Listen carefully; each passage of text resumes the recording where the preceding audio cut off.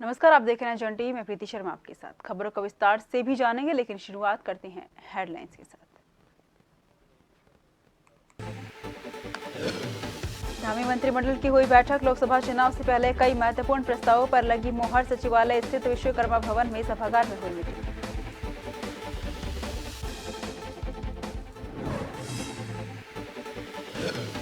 उत्तराखंड में बीजेपी का बढ़ता जा रहा कुनबा। आम आदमी पार्टी से यूनुस चौधरी ने थामा बीजेपी का दामन। अध्यक्ष महेंद्र भट्ट ने दिलाई सदस्यता।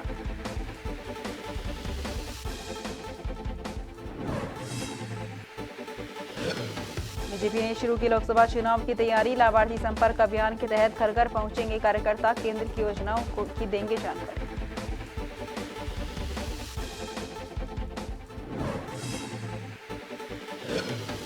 पूर्व मंत्री हरक सिंह रावत को सौंपी बड़ी जिम्मेदारी। आगामी विधानसभा चुनाव के लिए बनाया गया उड़ीसा का ऑब्जर्वर। कार्यकर्ताओं ने दी बधाई।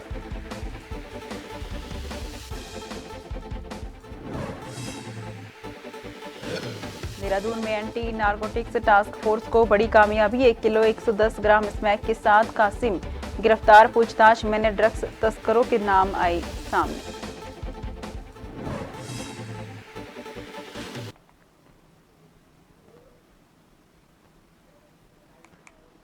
रुक करते हैं खबरों की ओर। धामी मंत्रिमंडल की बैठक खत्म हो गई है। बैठक में कुल 10 प्रस्तावों पर मुहर लग गई है। सचिव शैलेश बगोली ने जानकारी देते हुए कहा कि अटल आयुष्मान योजना में डायलिसिस की प्रतिपूर्ति पहले 50% की धनराशि की जगह अब 100% राशि दी जाएगी। कौशल विकास और सेवा योजना विभाग के अंतर्गत प्रोजेक्ट में 630 करोड़ रुपए के प्रोजेक्ट पर मुहर लगाई गई है। ऊर्जा विभाग लखवाड़ योजना में पुनर्स्थापन की नीति में संशोधन किया गया है। नियोजन विभाग में 31 दिसंबर 2030 तक वैधता होगी। निवेश की सीमा विभिन्न क्षेत्र में अलग अलग रखी गई है। गढ़ी नेगी क्षेत्र को नगर पंचायत बनाने का निर्णय लिया गया है। उच्च शिक्षा विभाग में मेधावी छात्रों को, पीएचडी छात्रों को सरकारी संस्थानों में 100 शोधार्थियों को छात्रवृत्ति देने का निर्णय लिया गया है। 5000 प्रति माह 3 साल तक दिए जाएंगे। शिक्षा विभाग में प्राथमिक शिक्षक की भर्ती के लिए बीएड डिग्री अनिवार्यता को समाप्त किया गया है। पर्यटन क्षेत्र के अंतर्गत पिथौरागढ़ में 5 दिवसीय विशेष दूर सरकार लाएगी, जो कि 6 माह तक चलेगी। हरिद्वार और हरामला के नए हॉस्पिटल को पीपीपी मोड पर दिए जाने का निर्णय लिया है। उड़ान योजना के अंतर्गत जो सेवाएं चल रही हैं, समूह के उड़ानों की सुविधा जो मिल रही हैं, ठीक उसी तरह अब से समूह ख को भी इस सुविधा का लाभ मिलेगा।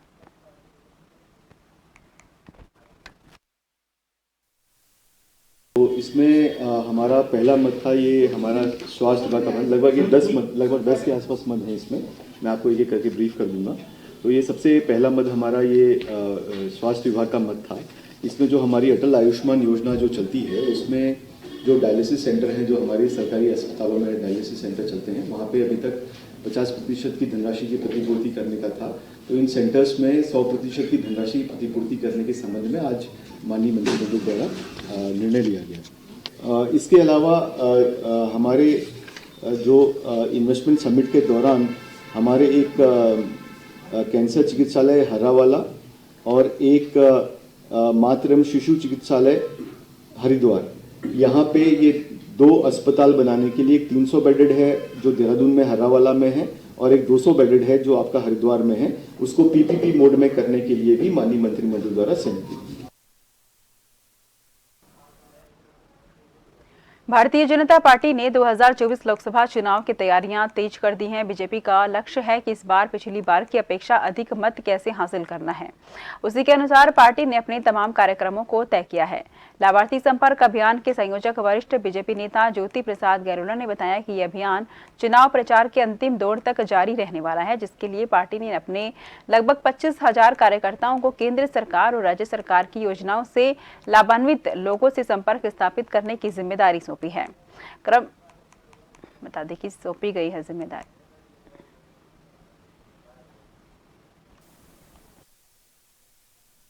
नहीं, भारतीय जनता पार्टी लगभग इस पूरे मार्च महीने से लाभार्थी संपर्क अभियान एक महाअभियान के रूप में चलाने का काम कर रही है।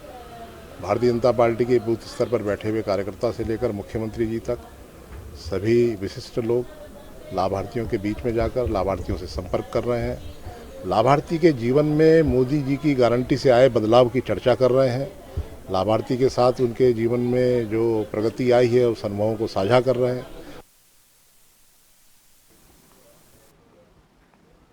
लोकसभा चुनावों से पहले दूसरे दलों के कार्यकर्ता और नेता लगातार बीजेपी में शामिल हो रहे हैं। इसी क्रम में आज शाम आम आदमी पार्टी के पूर्व अल्पसंख्यक मोर्चे के अध्यक्ष यूनुस चौधरी और कांग्रेस की पूर्व प्रदेश महामंत्री शांति रावत ने आज बीजेपी प्रदेश अध्यक्ष महेंद्र भट्ट की मौजूदगी में पार्टी की सदस्यता ली है। बता दें कि आदमी पार्टी के पूर्व अल्पसंख्यक मोर्चे के अध्यक्ष यूनुस चौधरी ने बीजेपी में शामिल होने के बाद कहा कि वो देश के प्रधानमंत्री, प्रदेश के मुख्यमंत्री और बीजेपी के प्रदेश अध्यक्ष की कार्यशैली से प्रभावित हुए हैं। साथ ही जिस तरीके से बीजेपी के राज्य में प्रदेश में चौमुखी विकास हुआ है उससे भी वे प्रभावित हुए हैं। वहीं बीजेपी प्रदेश अध्यक्ष का कहना है कि टिहरी और पौड़ी लोकसभा के बाद बीजेपी का ध्यान अल्मोड़ा और नैनीताल उधम सिंह नगर सीट पर है और मतदान से ठीक एक दिन पहले तक बीजेपी का सदस्यता अभियान चलने वाला है। अभी तक का जो आंकड़ा है वो लगभग 11,000 से अधिक का है और आगे भी सदस्यता अभियान जारी रहेगा और जो टारगेट था 5 लोकसभा सीटों पर 5 लाख से अधिक मतों से विजयी प्राप्त करने का, अब वो आंकड़ा भी पूरा होगा। देखिए, पौड़ी लोकसभा, टिहरी लोकसभा के बाद हमारा ध्यान अब अल्मोड़ा नैनीताल लोकसभा पर बढ़ा है और आज बड़ी संख्या में वहाँ के जो मुस्लिम समुदाय के लीडर थे, अनेकों दलों के लीडर थे, वो हमारे साथ जुड़े हैं और ये कुनवा बढ़ता चला जाएगा। मतदान से एक दिन पहले तक हम अनेकों लोगों को जोड़ेंगे, सबके दरवाजे खुले हुए हैं, बड़ी संख्या में बातचीत हो रही है। संख्या हमारी अब लगभग आज तो मैं कहूँगा अब 11,000 क्रॉस कर जाएगी, तो दूसरे दलों के लोगों का जोड़ने का क्रम हमारा लगातार चलता रहेगा।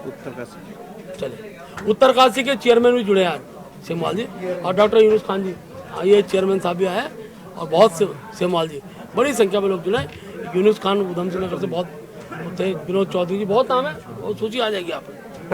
हर्ष का विषय है मेरे लिए आज कि मैं आज एक छोटा सा कार्यकर्ता भारतीय जनता पार्टी की सदस्यता मैंने ग्रहण करी है और हमारे तमाम साथियों ने सैकड़ों की संख्या में हमारे साथ जसपुर, काशीपुर, रुद्रपुर से आए सभी साथियों ने आज भारतीय जनता पार्टी की सदस्यता ग्रहण करी है। मैं उन सबका भी स्वागत करता हूं और अपने शीर्ष नेतृत्व आदरणीय देश के ओजस्वी प्रधानमंत्री श्री मोदी जी का सम्मानित हमारे प्रदेश के ओजस्वी मुख्यमंत्री पूर्व मंत्री हरक सिंह रावत को कांग्रेस हाईकमान ने बड़ी जिम्मेदारी सौंपी है। हरक सिंह रावत को आगामी विधानसभा चुनाव के लिए उड़ीसा का ऑब्जर्वर बनाया गया है।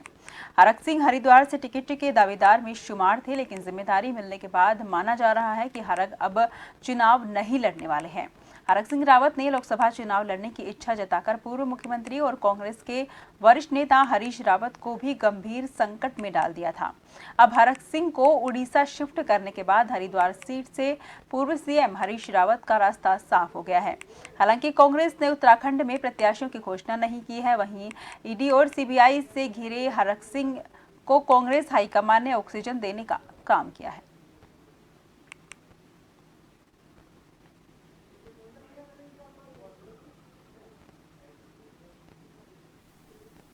हरक सिंह रावत उत्तराखंड के एक सीनियर नेता हैं। वो कई बार एमएलए रहे हैं, कैबिनेट मंत्री रहे हैं और अभी हरिद्वार से लोकसभा की तैयारी भी कर रहे थे।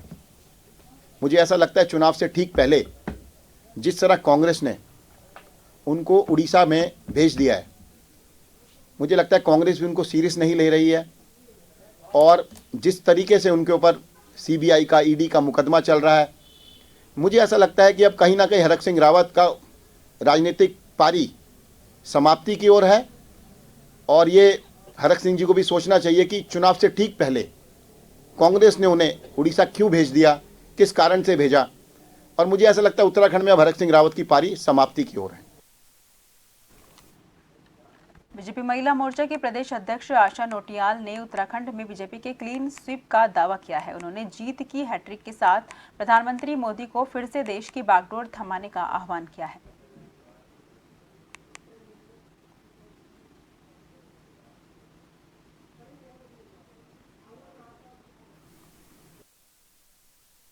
महिला मोर्चा पूरी तैयारी में है जीत की और मोदी जी हैट्रिक लगाने वाले हैं और महिला मोर्चा लगातार उसकी तैयारी कर रहा है। अभी हम 3 दिन तक हमारे प्रोग्राम चले, जिसमें पहले दिन हमने मैराथन का आयोजन किया था और run for nation, run for Modi हमने कार्यक्रम किया। दूसरे दिन हमारी स्कूटी रैली थी, पद यात्रा थी, जिसके माध्यम से हमने मोदी जी के महिलाओं के लिए कल्याणकारी योजनाओं का संदेश गांव-गांव तक लोगों को दिया। बीजेपी विधायक अरविंद पांडे ने कहा कि भारतीय जनता पार्टी जिस विचारधारा से सत्ता में आई है, चाहे वो राम जन्मभूमि हो या जम्मू कश्मीर से धारा 370 हटाने से लेकर, भारतीय जनता पार्टी ने आम जनता को रिजल्ट देने का काम किया है। इसी कड़ी में देश के प्रधानमंत्री नरेंद्र मोदी को जनता तीसरी बार प्रधानमंत्री बनाने जा रही है। पूर्व में सांसद रहे वर्तमान में सांसद और मंत्री अजय भट्ट, उन्हीं को भारतीय जनता पार्टी नैनीताल उधम सिंह नगर सीट से टिकट दिया गया है। हम सभी कार्यकर्ताओं की जिम्मेदारी है कि हम सभी एकजुट होकर अजय भट्ट को सांसद और मोदी जी को प्रधानमंत्री बनाएं। भारतीय जनता पार्टी जिन विचारों को लेकर सत्ता में आई, जिन मुद्दों को लेकर हमारे संगठन का निर्माण हुआ, चाहे राम जन्मभूमि हो, चाहे सीए हो, चाहे जम्मू कश्मीर से धारा 370 हटाने का हो, राम जन्मभूमि का निर्माण का हो, प्रत्येक मुद्दों पे भारतीय जनता पार्टी ने आम जनता को रिजल्ट देने का काम किया है। आज उसी कड़ी में देश के प्रधानमंत्री मोदी जी को हिंदुस्तान की जनता तीसरी बार प्रधानमंत्री बनाने जा रही है। आगामी लोकसभा चुनाव के मध्य में हल्द्वानी में बीजेपी चुनाव प्रबंधन समिति की बैठक हुई। इसमें बैठक में नैनीताल उधम सिंह नगर लोकसभा सीट के संयोजक बलवंत सिंह भोरयाल और कैबिनेट मंत्री सौरभ बहुगुणा ने बीजेपी कार्यकर्ताओं की बैठक ली।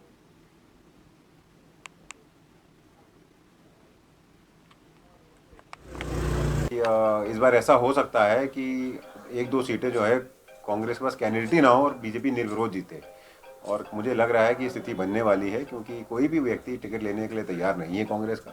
आप खुद देखिए उनके बड़े नेता जो हैं, चाहे वो माननीय यशपाल आर्या जी हों, चाहे वो हरीश रावत जी हों, सब टिकट लेने से मना कर रहे हैं कि हमको टिकट नहीं चाहिए। तो ये दिखाता है कि जो राइटिंग है वॉल पे वो सबको साफ साफ दिख रही है कि जो इस बार चुनाव होगा लोकसभा का 5 सीटें बहुत ही भारी बहुमत से भारतीय जनता पार्टी के सभी कैंडिडेट जीतेंगे। नैनीताल उधम सिंह नगर लोकसभा का टिकट मिलने के बाद पहली बार हल्द्वानी पहुंचे केंद्रीय रक्षा और पर्यटन राज्य मंत्री अजय भट्ट का हल्द्वानी में कार्यकर्ताओं ने स्वागत किया। साथ ही सभी बीजेपी कार्यकर्ताओं के द्वारा हल्द्वानी में भव्य रोड शो का आयोजन किया गया।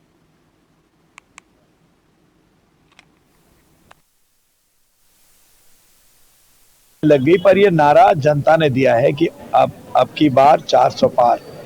तो जनता की जो मंशा है वो फलित होने वाली है, साफ जाहिर हो रहा है लोगों के जोश और खरोश को देख के। और राज्यों में भी कामोवेश ऐसी ही स्थितियां हैं। आप समझ सकते हैं कि काम तो बहुत सारे काम किए हमने, पर जो आपने पूछा कि जो है कैसा हो रहा है, तो इसमें ऐसा लग रहा है कि 400 पार होने जा रहा है। युवा मंडल दल के अध्यक्ष प्रहलाद सिंह राणा ने केंद्रीय रक्षा और पर्यटन राज्य मंत्री से मुलाकात की। ग्रामीण और युवा अपने क्षेत्र की पीड़ा को लेकर कई वर्ष से सड़क की मांग कर रहे हैं। बता दें कि युवा मंगल के अध्यक्ष ने यहां पर सड़क की मांग की है। ग्रामीण और युवा सड़क की मांग यहां पर लगातार कर रहे हैं। पर्यटन मंत्री से वो मिले।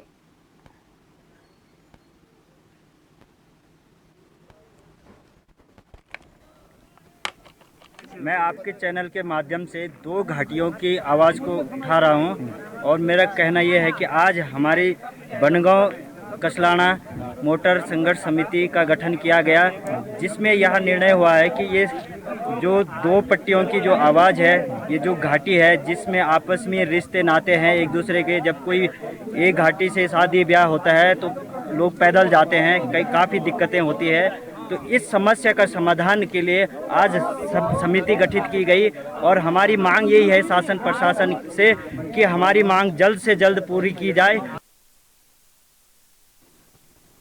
रामनगर में सामाजिक संस्था एक स्टेप NV प्राउड द्वारा स्थानीय अग्रवाल सभा भवन में 5 निर्धन कन्याओं का विवाह कार्यक्रम सोमवार को संपन्न कराया गया। कार्यक्रम के दौरान विवाह में शामिल 5 दुल्हों की नगर में बैंडबाजी के साथ धूमधाम से बारात भी निकाली गई।